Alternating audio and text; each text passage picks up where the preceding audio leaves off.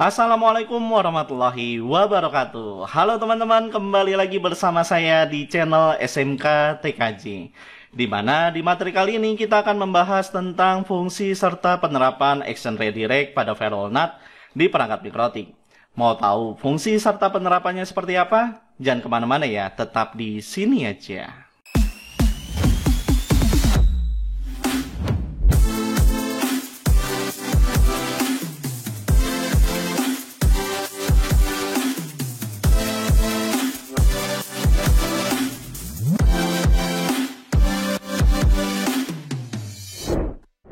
Oke, seperti biasa ya, sebelum kita mulai jangan lupa untuk dukung terus channel ini dengan cara mengklik tombol subscribe dan tanda lonceng di video ini. Dimana di dalam channel ini terdapat materi-materi menarik yang dapat kalian terapkan di industri ataupun sebagai media pembelajaran untuk memahami beberapa fungsi serta penerapannya di dalam jaringan. Dan tentunya semua itu kalian dapatkan secara gratis. Jadi kalian cukup klik aja tuh tombol subscribe dan tanda loncengnya. Oke, di materi sebelumnya kita udah belajar banyak banget ya tentang ViralNAT dengan action yang berbeda.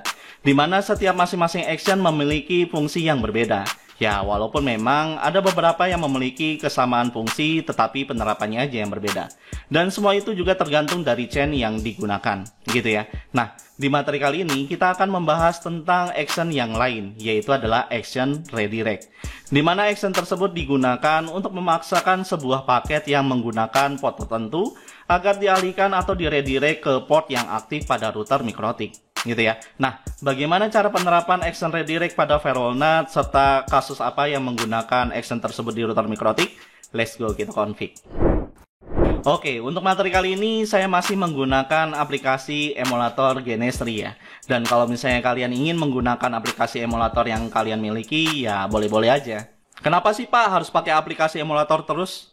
Ya kan nggak semua orang punya perangkat. Lagian juga kalau misalnya kita beli kan harganya lumayan. Kalau ngumpulin uang dulu, ya kapan belajarnya? Iya nggak? Ya walaupun memang ada sebuah perbedaan ketika kita melakukan konfigurasi menggunakan perangkat real device dengan aplikasi emulator. Tapi ya kalau misalnya kalian nggak punya perangkat real device-nya dan hanya punya aplikasi emulator juga nggak masalah kok. Oke, nah untuk topologi yang akan kita gunakan bentuknya seperti ini ya. Oke, seperti biasa untuk mempersingkat waktu pembahasan dan biar lebih fokus juga ke materi yang ada di video ini, saya sudah melakukan beberapa konfigurasi dasar pada perangkat Air Gateway. Di mana konfigurasi yang sudah saya lakukan yaitu adalah konfigurasi Internet Gateway, DHCP Server, dan juga DNS. Nah, kalau misalnya kalian lupa caranya atau nggak tahu caranya, kalian bisa mempelajarinya di list materi yang sudah saya sediakan di deskripsi di video ini. Oke? Nah, kalau misalnya kalian sudah melakukan konfigurasi tersebut pada perangkat Air Gateway, di sini kita harus pastikan ya bahwa setiap masing-masing komputer dapat terkoneksi ke dalam jaringan internet, gitu ya. Nah, caranya di sini kita remote dulu PC 1 dan PC 2-nya, yaitu dengan cara kalian klik kanan di bagian PC 1-nya, kemudian kalian pilih di bagian konsol dan nanti akan muncul tampilan dari PC 1-nya gitu ya. Nah, di sini kita pastikan bahwa PC 1 ini dapat terkoneksi ke dalam jaringan internet gitu ya, yaitu dengan cara mengakses situs yang ada di dalam jaringan internet. Misalnya di sini yang kita akses yaitu adalah google.com gitu ya. Nah, di sini kita butuhkan aplikasi browser. Kita buka aplikasi Firefox, Mozilla Firefox. Nah, di sini kita perbesarkan. Nah, kemudian kita akses situs yaitu adalah google.com gitu ya. Nah, ini kalian tekan enter aja.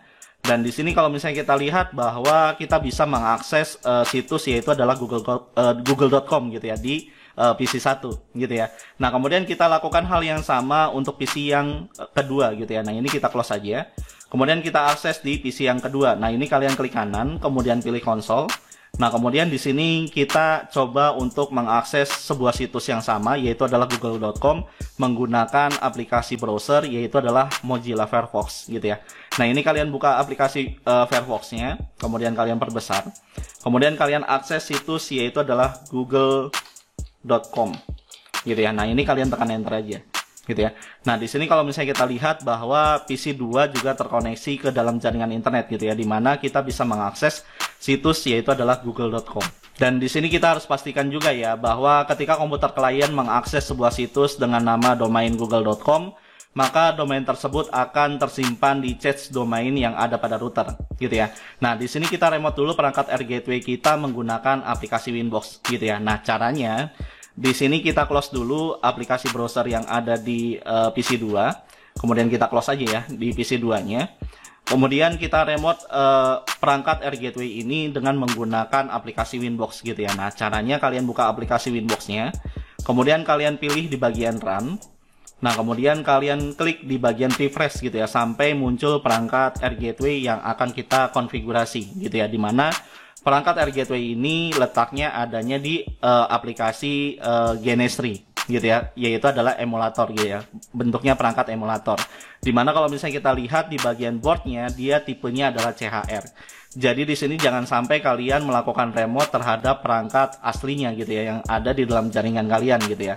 Tapi kalau misalnya kalian ingin menerapkan konfigurasi ini di jaringan real langsung, di sini kalian harus pastikan ya bahwa perangkat Air Gateway kalian itu sudah disetting sistem pengamanannya gitu ya, dimana sistem pengamanan ini fungsinya adalah untuk melindungi perangkat Air Gateway kita atau perangkat router kita dari serangan orang yang tidak bertanggung jawab gitu ya, dari orang yang tidak bertanggung jawab dengan cara memasuki router kita, kemudian router kita diprotek gitu ya. Nah, untuk mempelajari bagaimana caranya untuk mengamankan router kita dari serangan para hacker tersebut, kalian bisa melakukan pencegahan dengan cara mengikuti tips dan trik yang sudah saya videokan sebelumnya gitu ya.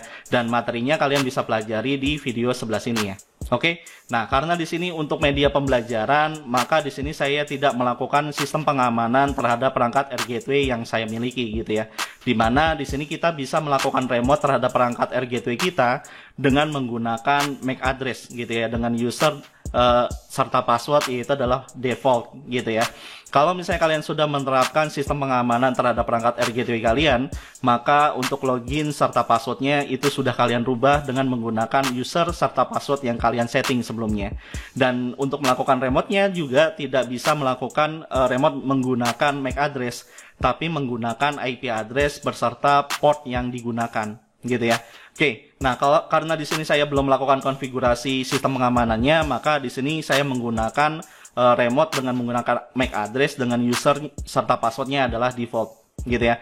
Nah, usernya di sini yang default yang saya gunakan, user defaultnya yaitu adalah admin dan passwordnya adalah kosong gitu ya.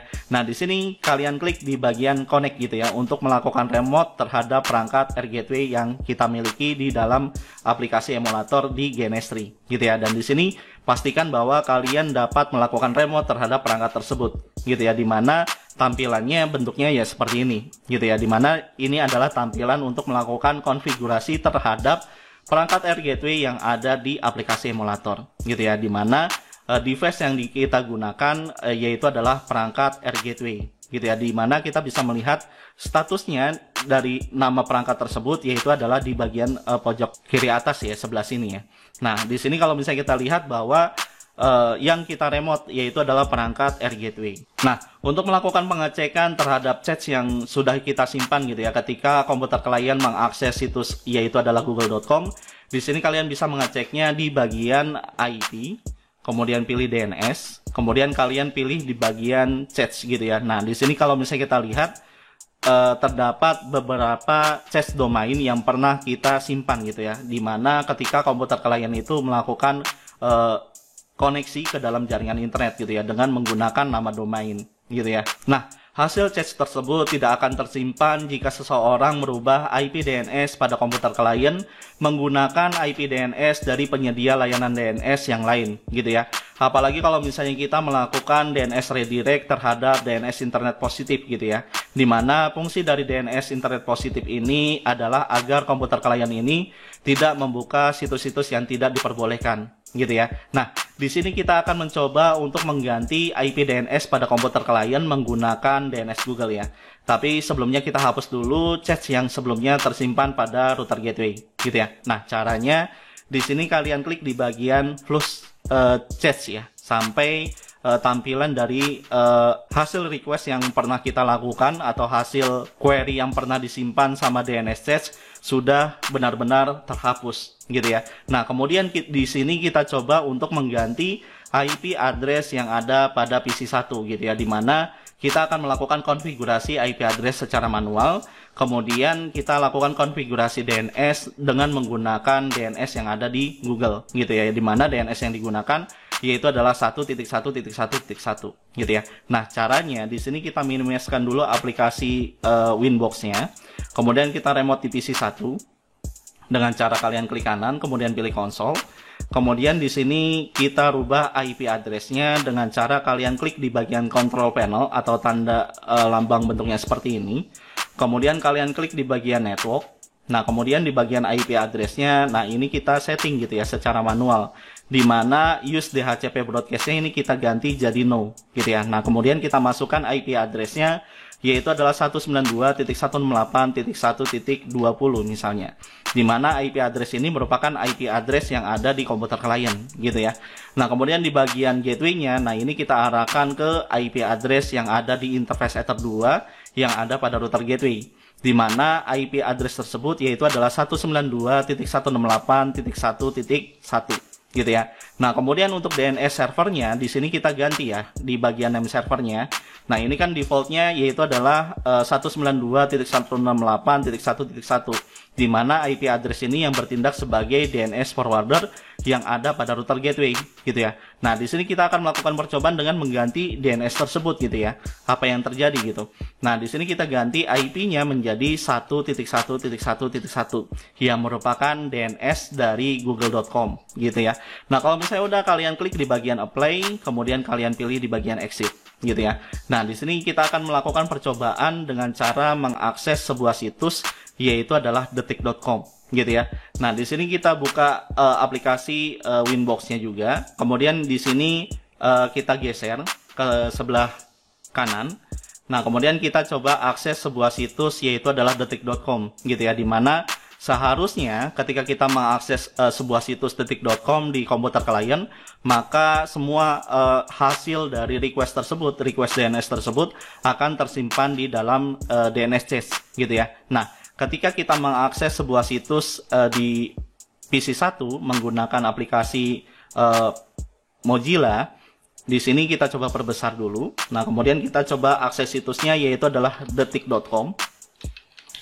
Nah, kemudian kita tekan enter. Nah, di sini bisa dilihat bahwa ketika komputer klien mengakses sebuah situs melalui browser, maka cache DNS tidak lagi menyimpan hasil permintaan yang dilakukan oleh klien gitu ya. Sehingga fungsi DNS forwarder tidak lagi berfungsi sebagaimana mestinya. Karena komputer klien melakukan konfigurasi IP DNS secara manual. Nah, agar komputer klien tetap menggunakan DNS forwarder yang kita setting pada router, walaupun IP DNS pada komputer klien ini dirubah, maka di sini kita akan memaksakan port yang digunakan oleh DNS agar dialihkan atau diredirect ke port DNS yang ada pada router MikroTik gitu ya. Nah, caranya di sini kita closekan dulu si PC satunya, kita closekan browsernya dulu. Nah, kemudian di sini kita close aja ya PC satunya. Nah, kemudian di sini kita remote kembali perangkat Air Gateway kita menggunakan aplikasi Winbox. Nah, di sini kita closekan di bagian DNS cache-nya, kemudian settingan DNS. Nah, di sini kita lakukan konfigurasi firewall NAT gitu ya, untuk melakukan redirect terhadap port DNS yaitu adalah port 53 gitu ya. Nah, caranya di sini kalian klik di bagian IP, kemudian pilih firewall, kemudian kalian pilih di bagian NAT. Nah, kemudian kalian pilih tanda add gitu ya. Di sini kita menambahkan konfigurasi firewall NAT yang baru gitu ya.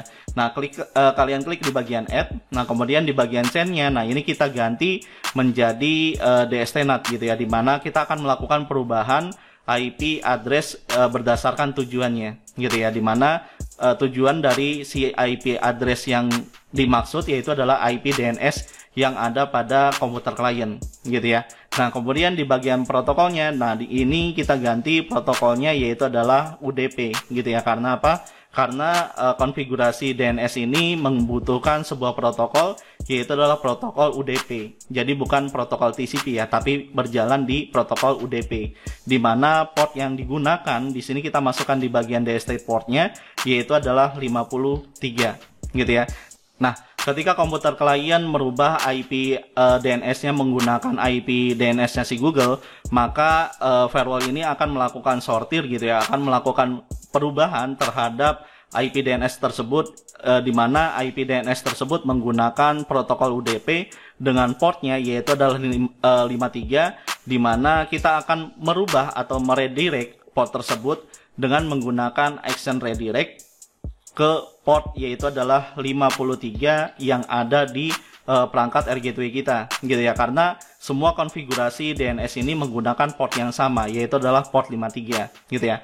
Nah, kemudian di sini jangan lupa kalian harus tambahkan komen gitu ya untuk membedakan mana konfigurasi NAT untuk konfigurasi masquerade dengan konfigurasi NAT untuk melakukan perubahan IP DNS-nya gitu ya. Nah, di sini misalnya komen yang akan saya berikan terhadap rule ini yaitu adalah redirect DNS strip kemudian to kemudian strip DNS lokal misalnya gitu ya. Nah, untuk penamaan komen ini ya terserah kalian mau bentuknya seperti apa gitu ya. Nah, kalau misalnya udah kalian klik di bagian OK, nah kemudian kalian klik di bagian apply kemudian OK gitu ya. Dan di sini pastikan bahwa terdapat sebuah rule tambahan yaitu adalah untuk melakukan redirect terhadap DNS gitu ya, supaya menggunakan DNS lokal yang kita setting sebelumnya gitu ya. Nah, setelah itu kita lakukan uji coba kembali untuk mengakses situs yang sama yaitu adalah situs detik.com gitu ya pada komputer klien, dan juga kita lihat apakah DNS test berhasil menyimpan request domain yang diminta oleh komputer klien tersebut atau tidak gitu ya.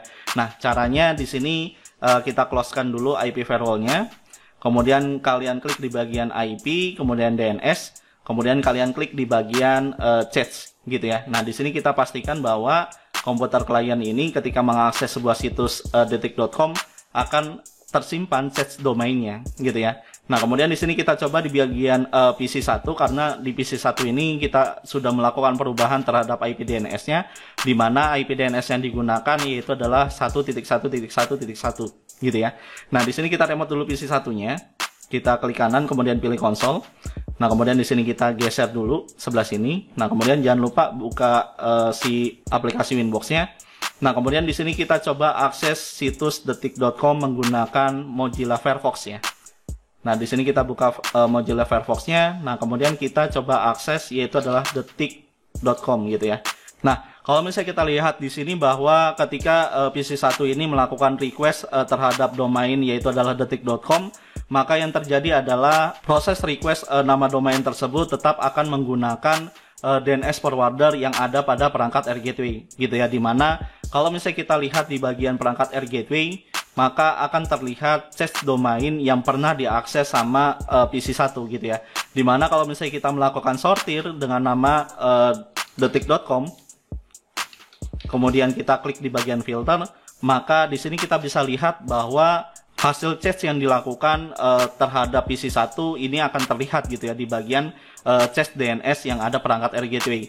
Itu artinya bahwa PC1 ini tetap akan melakukan permintaan atau request nama domain menjadi sebuah IP address menggunakan DNS forwarder yang ada pada perangkat Air Gateway gitu ya. Oke, dari hasil percobaan yang kita lakukan dapat disimpulkan bahwa fungsi redirect pada firewall NAT bukan berarti mengalihkan IP address dengan port tertentu ke IP address dengan port tertentu juga. Jadi fungsinya tidak seperti action DST-NAT ataupun netmap untuk jaringan DMZ. Jadi fungsinya yaitu melakukan redirect dari IP address dengan port tertentu ke port yang ada pada router itu sendiri. Jadi dalam kasus ini dimana ketika seseorang mengganti IP DNS yang ada pada komputer klien, kemudian mengakses sebuah situs dengan nama domain, maka ketika proses tersebut menggunakan port 53 dengan protokol UDP, akan diredirect ke port 53 yang aktif pada router, di mana port 53 tersebut adalah DNS forwarding yang kita aktifkan sebelumnya. Oke, sampai di sini dulu video pembahasan kita kali ini. Kalau misalnya ada penyampaian saya yang salah, atau ada yang mau nambahin, atau bahkan mau bahas sesuatu tentang materi yang lain, silakan kalian komen di video ini. Seperti biasa kita coba buat diskusi bareng, oke? Dan jangan lupa ya untuk klik like, comment, share, dan subscribe video ini jika video ini bermanfaat buat kalian. Terus semangat belajar dan sampai bertemu lagi di video tutorial berikutnya. Wabillahi taufiq wal hidayah. Wassalamualaikum warahmatullahi wabarakatuh.